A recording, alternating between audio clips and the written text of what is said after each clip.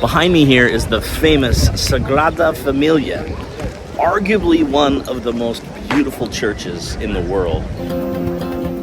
In this video, I'm in Barcelona, Spain, and I'm going to take you on a tour of the Sagrada Familia. Now, I've been all throughout the world. I've seen some of the most beautiful religious buildings, from the Taj Mahal to St. Peter's, and I think this one probably tops them all. But people make some mistakes when they come here. I'm going to tell you what these mistakes are and how to avoid them.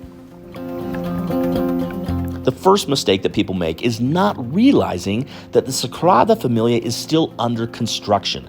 You're going to go here and see cranes and scaffolding and construction workers. You may feel a little misled because a lot of the images, especially a lot of the marketing material that's shown by tour guides, never shows the cranes and scaffolding. It shows an image like this where everything looks pristine and finished. It's not finished. It started in 1882 and they're getting close. As of now, they're telling people around 2026 or later. So it's getting close, but it is not done. And you will see evidence of the construction going on while you were there. The next mistake, maybe the most common mistake, is not booking beforehand. And you have to do it online. They've actually shut down the walk-up ticketing. You used to be able to just show up, wait in line, get a ticket. Now you have to do it online, and preferably many days before you come here. I showed up kind of on a whim and thought I could just buy a ticket on the street.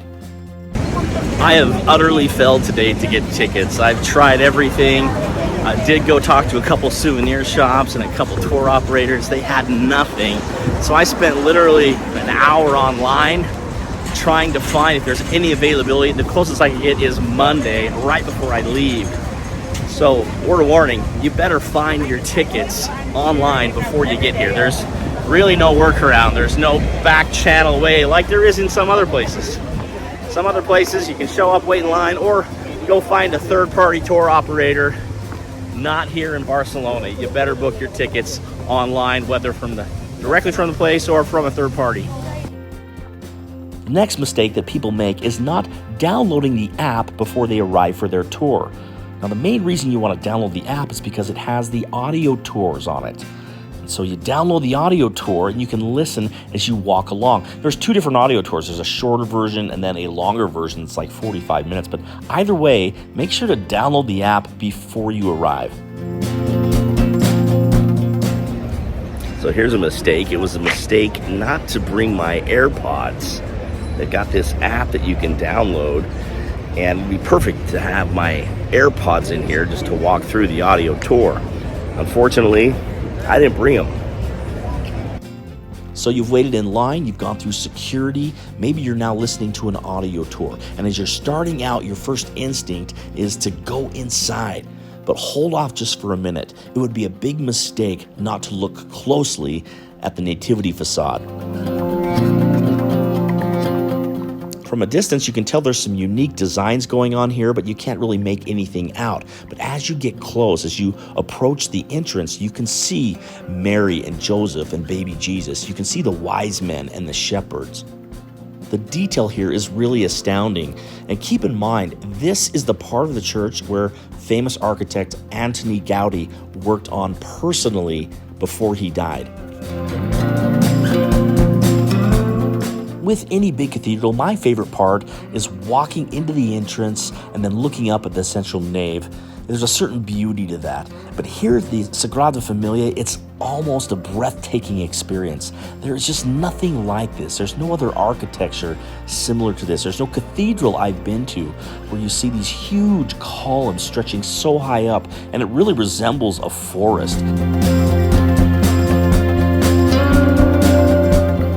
Turns out Gaudi wanted this to represent a forest and trees of different colors stretching up to the sky, creating a canopy of sorts. Don't make the mistake of rushing through here too soon. There's a lot to see. Check out the stained glass windows in every direction. They're absolutely stunning. But also, take a seat. Soak it all in. There's a lot of different seating here. Listen to the organ play.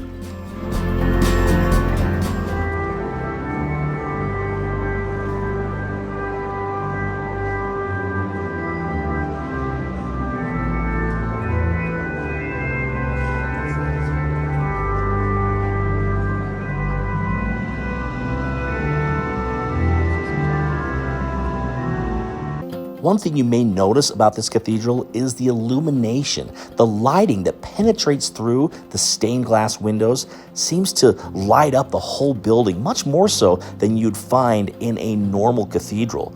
And this is by design. The windows near the top that receive the most sunlight, they are more transparent in color and they are lighter in color, so it allows that natural light to flow in here.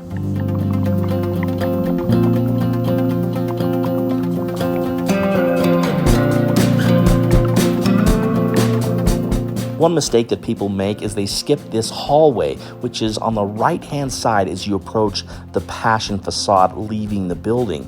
This is just a little hallway that shows various different artifacts that Gaudí created for use in the cathedral as part of the liturgy. While it certainly won't be the highlight of your tour, it's definitely worth the 3 or 4 minutes to walk down here and check some of these things out.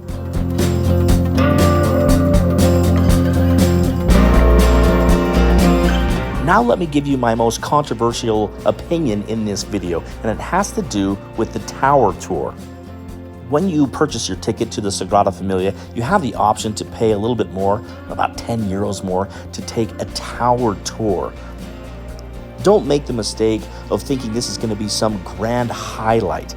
Yes, you do get to go up an elevator and you do get to capture kind of a glimpse of the city outside of these narrow windows and these metal grates. But overall, I just wasn't too impressed with the tower tour. You don't have an observatory feel here. You don't have a 360-degree view. If you're looking for a cool selfie, this right here is about as good as it gets. Now, you do get to see some of these cool mosaic statues up close, and you also get to descend down through kind of a cool-looking stairwell. In the end, I don't think it's going to be a waste of money, but just don't expect to be blown away by this. If you're wondering which of the two towers you should go up, generally, most people say the Passion Tower offers a little bit better viewing experience, but they're pretty close. You've admired the interior of the Sagrada Familia. Maybe you've been up one of the towers. Now it's time to exit the building. You do so towards the southwest, and you pass through these fascinating bronze doors with some intricate scripting and details. Make sure to take a close look. And then you come out, and you are underneath the Passion Facade. This is so drastically different than the Nativity Facade on the other side of the building. There's no intricate details here. It's very stark, very bold. Gaudí didn't design this himself, but it's unique and there's a lot of symbolism here. It's worth taking a close look. Now, one mistake that a lot of people make is there is an exit gate right here behind the Passion Facade. A lot of people admire this, then they turn around, walk out the gate, and they're right on the street.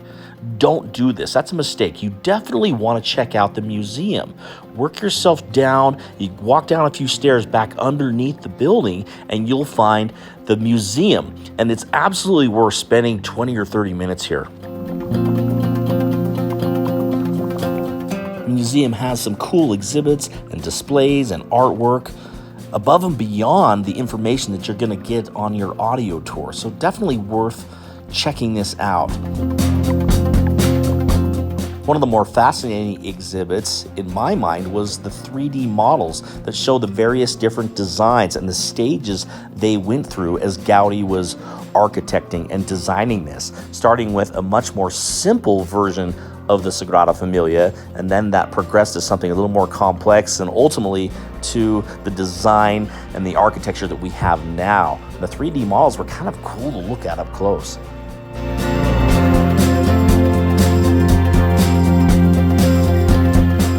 One other mistake that people will make is they will skip the bookstore.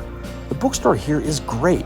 You can walk through in 5 or 10 minutes, and you might find a real high-quality item, much better quality than a souvenir you'd find on the street or in a local shop.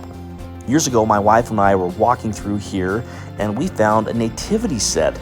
We pull it out every Christmas. We've enjoyed it for years now. So definitely worth visiting the bookstore. You don't need to buy anything, but check it out before the end of your tour. I'm a little bit surprised that the Sagrada Familia does not light up a little bit better in the evening time. Now, if you're walking right around, it does light up kind of nice and you get to enjoy that view close up. But I actually booked a hotel a couple of blocks away thinking I would capture some amazing pictures from a little bit of a distance. And it does not light up quite the same way that the Eiffel Tower or the Brandenburg Gate lights up. Don't make the mistake thinking that you're going to capture some amazing nighttime views from a distance, because it just does not light up the same. Maybe that changes when the Sagrada Familia reaches completion, but for now, not quite as spectacular as you might think.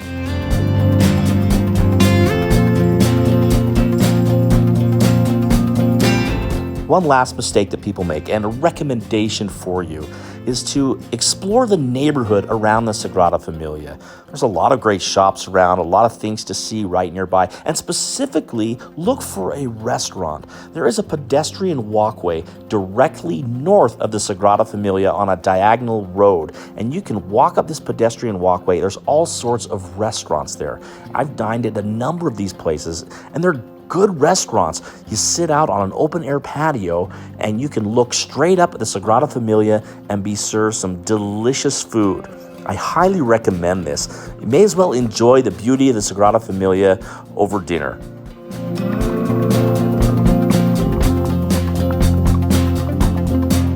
In the end, the biggest mistake you can make is to come to Barcelona and not visit the Sagrada Familia. Believe it or not, many years ago, I was in line and there were a bunch of guys right in front of me. And they waited in line a half an hour. This is before the online ticketing.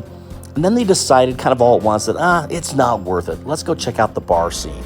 And they all took off. What an opportunity lost to come check out what is truly one of the most beautiful, most spectacular buildings on the entire planet. Make sure if you're in Barcelona, plan at least half a day, maybe more, to come and visit this place in the surrounding area.